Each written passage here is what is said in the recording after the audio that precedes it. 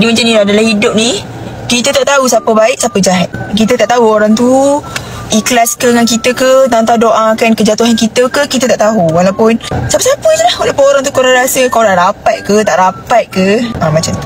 Walaupun diri Aisyah sendiri, tak semestinya Aisyah sentiasa baik.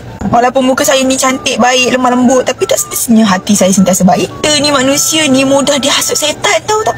Bila-bila masa je kau boleh jadi jahat.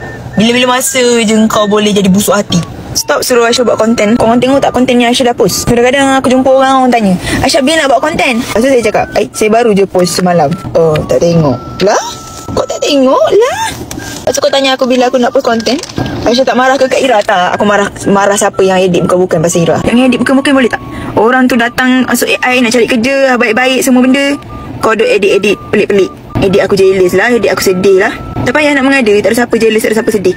Kau nak edit buat nyakit hati.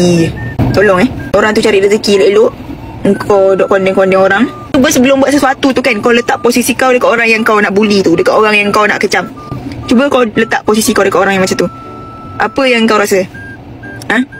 Boleh tak buat sesuatu tu fikir guna akal dulu? Ada make sense tak? Allah Subhanahu Taala bagi korang akal ni supaya berfikir. Tu beza kita manusia dengan haiwan. Kita ada akal.